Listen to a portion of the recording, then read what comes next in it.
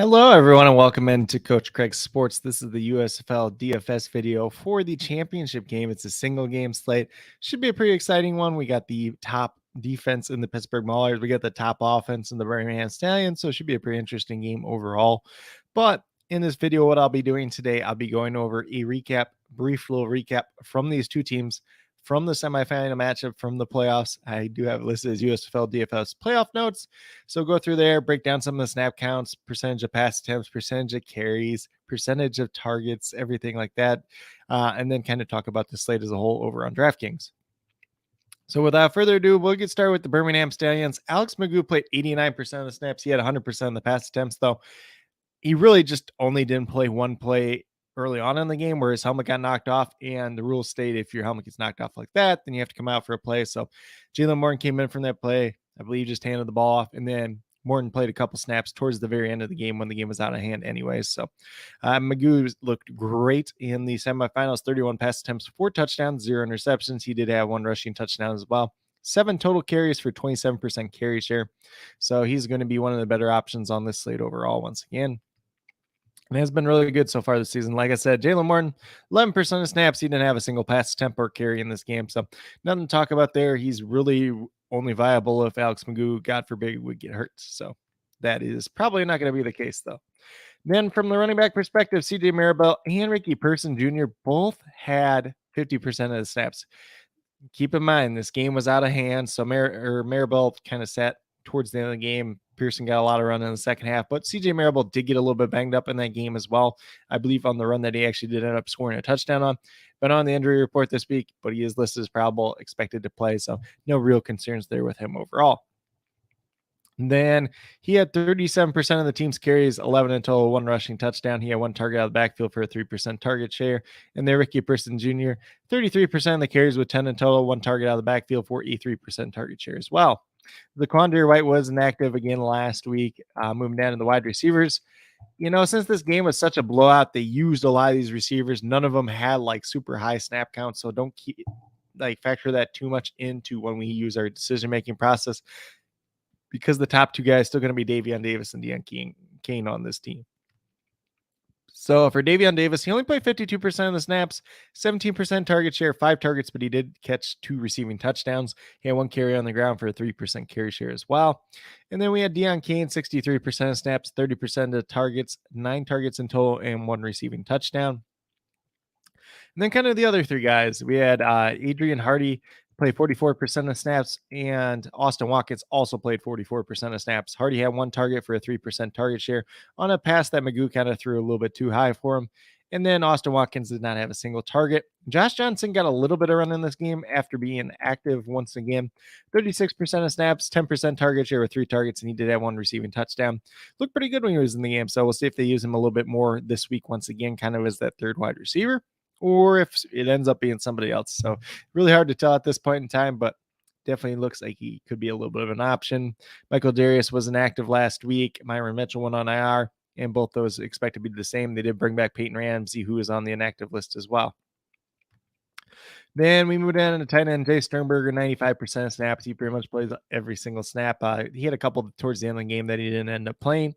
17% target share on 5 targets. He had 1 receiving touchdown. Thaddeus Moss played 17% of the snaps, mainly at the end of the game and some blocking downs, but had a 0% target share. And then LaMichael Petaway actually played half the snaps. He played 50% of snaps. He had 5 targets for a 17% target share. He was playing on the outside a lot as kind of a pseudo wide receiver. So we'll see if they continue that trend once again this week, but he only caught 1 of those 5 targets. So probably not made too much to factor in at this point in time. Then we moved down to the Maulers. So Troy Williams played 100% of snaps, 100% of the pass attempts, had 40 in total. That game was kind of, your overtime game there where they had the 2-point conversions and everything else like that. Pretty cool concept at the very end of the game. He had 1 passing touchdown, 0 interceptions, 6 carries on the ground for a 21% carry share. And then we had Garrett Groshek, 53% of snaps, 50% of the carries, 14 in total, 1 rushing touchdown, And then he had 2 targets out of the backfield for a 5% target share. Behind him, we have Madre London, who had 24% of snaps, 21% of carries with 6 in total, 3% target share on 1 target. And then the other running back, the third running back, Dwayne Gary, was inactive for the semifinal round of the playoffs, but he's going to be active this week. So that will be interesting to see how that works out. 300 running back committee there. But in the most recent games that Gary has played, mainly operated kind of more as a wide receiver than an actual running back. So we'll just keep that in mind. And then Mason Stokey, the fullback tight end, 59% of snaps, 0 carries once again. And then he had a 5% target share with 2 targets. Wasn't really super factored in that game. There's been times this season where he has been more of a factor. Not sure that's going to be up against Birmingham this week, so probably going to avoid him overall. Then we get to Bailey Gaither, 39% of snaps. He had 11% target share on 4 targets. He had 1 carry out of the backfield for a 4% carry share, and he did have a rushing touchdown on that lone carry. And then we saw a lot of Trey Walker last week. So 73% of carries, 8% target share on 3 targets. Isaiah Heaney, 73% of snaps. He had 27% target share with 10 total targets and 1 carry on the ground for a 4% carry share. So he is kind of the most involved receiver. Once again, we get down to CJ Turner, who is inactive for the semifinals, expected to be inactive once again this week. Josh Simmons played 65% of the snaps, a 16% target share on 6 targets. I believe he caught all 6 targets too. And then we had Ishmael Hyman, who had 64% of snaps, 16% target share, 6 targets in total, and 1 receiving touchdown. That was the touchdown, I believe, that ultimately ended up tying the game or taking the lead before the Panthers kicked a field goal to tie the game. Can't remember which order that came about in. In terms of the tight ends, Artavius Lynn was inactive for the semifinals, expected to be inactive once again this week. And then we had Matt Seibert play 49% of snaps, had 8% target share with 3 total targets. So that's kind of a quick little rundown in terms of snap counts, in terms of carry share, target share, all that good stuff from the semifinals, taking it forward to the championship week. Take it with a grain of salt, factor in everything that's kind of happened throughout the season as well. But we can also take some trainings away from it at the very same time. So if you're interested in looking back at some of those other DFS stats from the rest of the week, be sure to check out the Patreon page at patreon.com/CoachCraigSports. I'll have this sheet up there too. And then not a traditional sheet this week, just going to be the video for the single game format, since it's a little bit easier to do that. So I'm going to go over to DraftKings. So let me get off of this page real quick as we are moving forward. So we're going to go over DraftKings.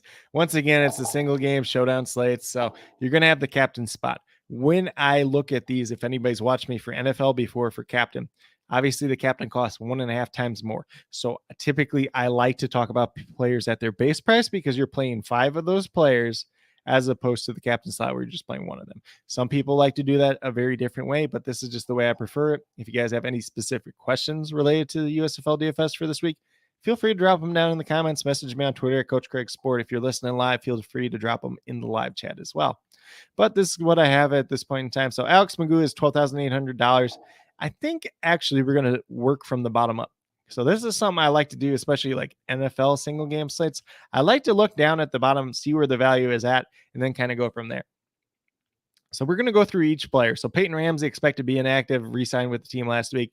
Artavius Lynn expected to be inactive. Matt Seibert, tight end for the Maulers, a little bit of hit or miss there. He could end up paying off at the $200 price tag, but not expecting too much out of him. Thaddeus Moss mainly just been used as a blocker, so not too worried about him. Obviously, we got all these guys that are on IR or out. CJ Turner, probably going to be inactive once again this week. Zaquandre Wright, probably going to be inactive again this week.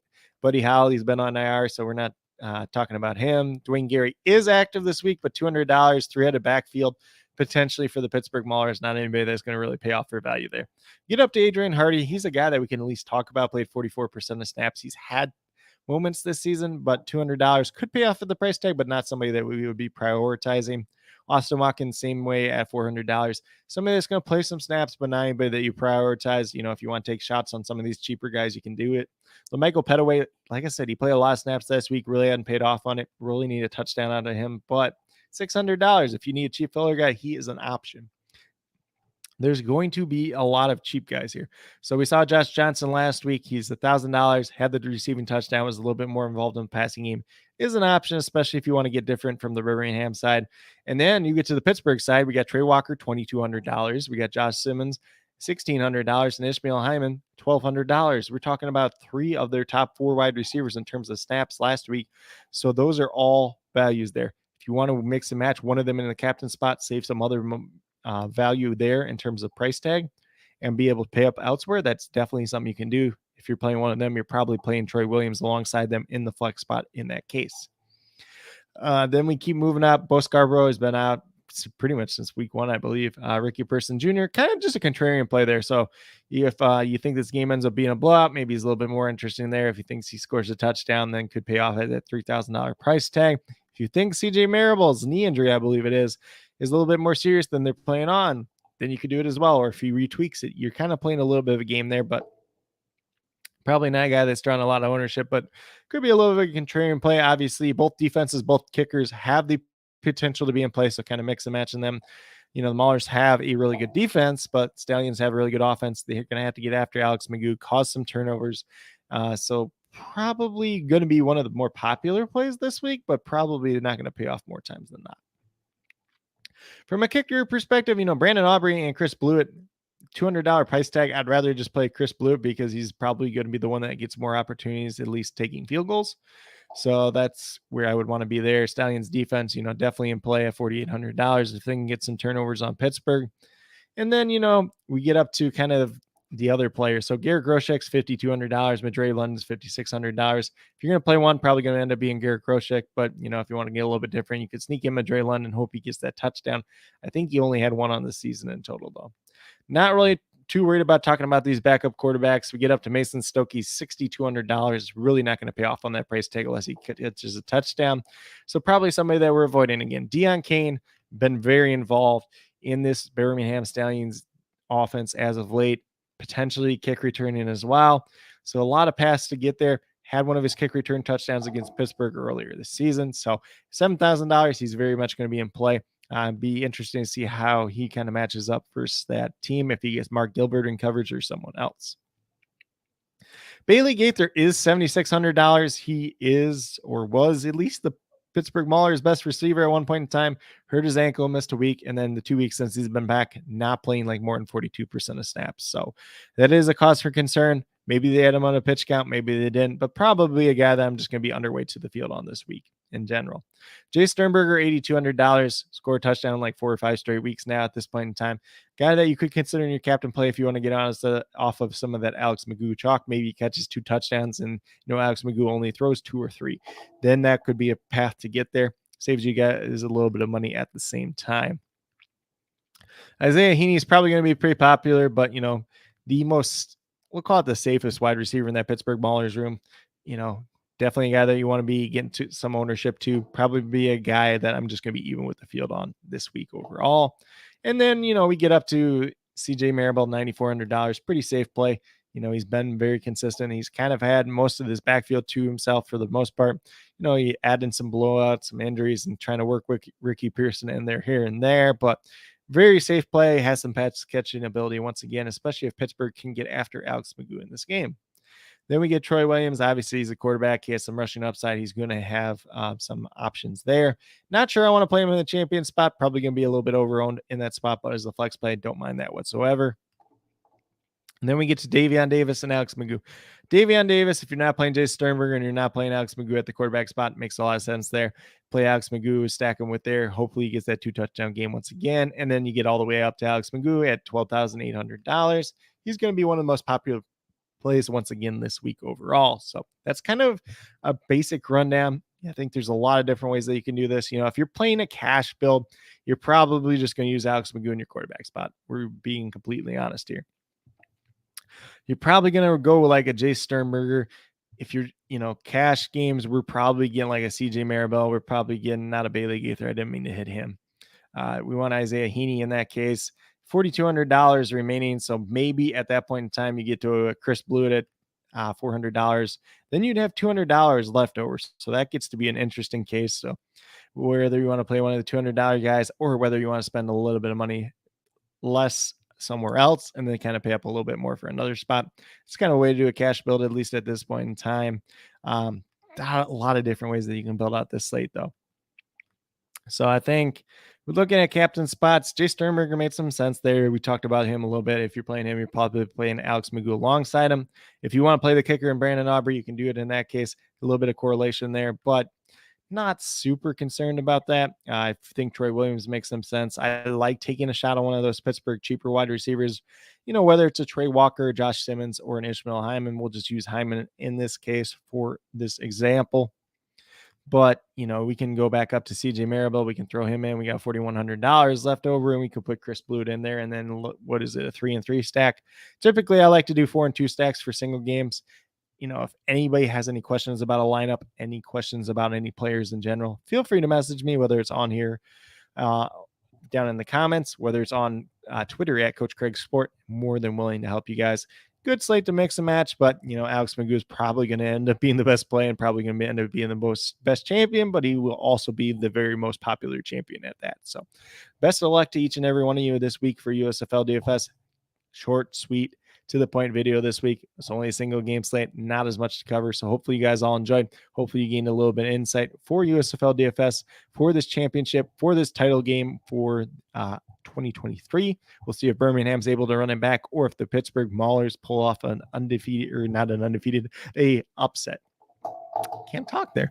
But with that being said, if you are brand new to my channel, checking out for the very first time, would ask that you do subscribe if you enjoy the content that I am putting out. Obviously, USFL is over at this point in time, but still helps to build a community that we're trying to build here at Coach Craig Sports. I do DFS throughout the year, whether it's NFL, NBA, MLB, USFL, XFL, now CFL. So pretty much any DFS out there, got a good chance of me covering it just in general. Be sure to check out the CFL DFS video this week if that's something you're into. Posted up yesterday, and I will be doing that in the coming weeks as well. But with that being said, that's really all that I do have at this point in time. Definitely do appreciate each and every one of you who has supported me throughout the USFL season, that is watching this video live, or whether you're watching this video live or on replay, whether you're watching any video that I did make throughout the season. Definitely do appreciate it. And I do wish you guys the best of excuse me. And then with that being said, wish that each and every one of you have a great rest of your day whenever you're watching this video, and some pretty good luck in USFL DFS for the single game showdown slate for the title game this weekend.